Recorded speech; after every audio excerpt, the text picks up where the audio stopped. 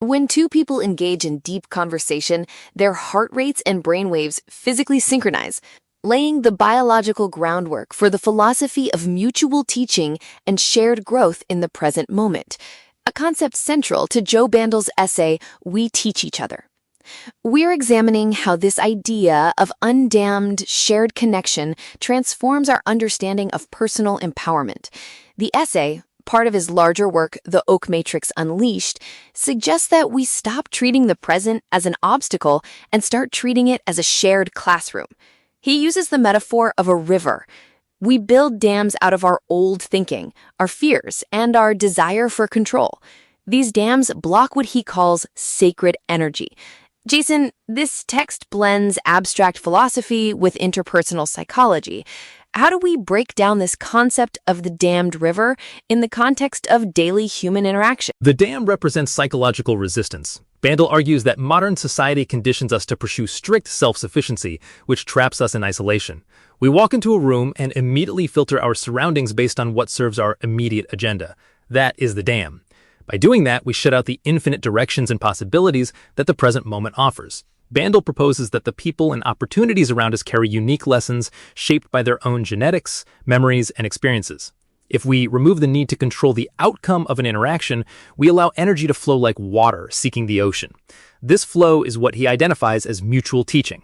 It is a state where expansive exploration meets containing wisdom, birthing growth through a loving, unforced exchange. The idea that we grow through connection rather than isolation pushes back against a lot of conventional self-help advice, which often centers on building boundaries and focusing entirely on the self.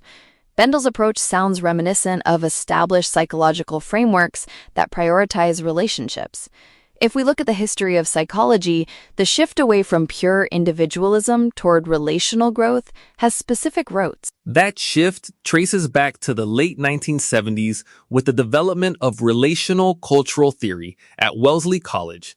Researchers like Jean Baker Miller and Judith Jordan challenged the prevailing psychological models of the time, such as those by Freud and Erikson, which held up autonomy and separation as the ultimate markers of healthy development. Bandel's essay mirrors this core tenet. When he talks about teaching each other and generating energy in the now, he is describing what relational cultural theory calls mutually growth-fostering relationships, where active participation leads to a shared sense of worth and clarity. That historical parallel grounds Bandel's philosophical language. He uses terms like bioelectrical energy and sacred energy, which might sound mystical on the surface, but we have biological data to support the idea that human connection generates a physical, measurable shift in our bodies. He mentions that prolonged sharing floods the body and opens psychic senses. What is the physiological equivalent of this undammed flow? The physiological equivalent is interpersonal synchrony. Studies in neuroscience show that when individuals share a strong personal connection or engage in deep interaction, they exhibit synchronized physiological patterns. This includes the alignment of breathing rates, heartbeats, and even electrical brain activity. For example, research on interpersonal neurosynchrony demonstrates that neuroactivity in the frontotemporal cortices coordinates when humans interact. The autonomic nervous system, which controls our heart rate and skin conductance, literally attunes to the other person. When Bandel describes energy building and leaping past dams to create joy, he is metaphorically describing this state of biological and neurological entrainment. The friction or tension of two different people coming together resolves into a shared rhythm. Bandel explicitly invokes chaos theory to explain how this tension resolves. He argues that inputs from the people around us build chaotically, creating stress until they leap to a point of clarity. I find the application of chaos theory to emotional growth fascinating because we usually associate chaos with destruction. But here, the turbulence is positioned as a necessary precursor to connection. Applying chaos theory to psychology provides a non-linear framework for understanding human behavior and relationships. Dr. Trevor Griffiths, who works with emotional chaos theory, explains that mapping the complex, turbulent emotional states people experience during times of change can actually lead to dramatic improvements in their sense of identity and well-being. In this model, emotional distress or tension is not a malfunction to be medicated away immediately, but an energy in motion that, if engaged with authentically, leads to a transformative learning process. Bandel captures this when he says, "We must worship life's unfolding moments, whether they bring terror or joy." The chaos builds tension, and the release of that tension is the leap into mutual understanding. There is a significant paradox in that approach. We crave stability in our relationships, yet this model suggests that stability only comes from embracing the unpredictable, chaotic nature of the present moment. If a person tries to force a specific outcome in a conversation, they are building a dam.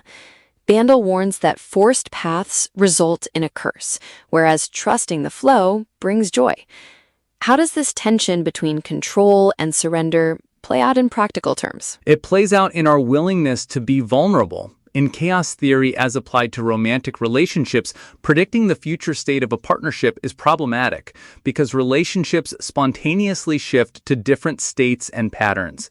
If you try to control a partner or script an interaction, you kill the potential for a genuine mutual leap in understanding. Bandel offers a practical exercise he calls the Around Me scan. You list 3 things or people nearby and deeply engage with one without an agenda. This forces you to drop the illusion of control. You might feel discomfort, which is the chaos building, but staying in that discomfort allows the connection to happen organically. It relies on the premise that life's intelligence will guide the flow if we stop trying to dictate the current. The analogy he uses throughout the text is the oak tree.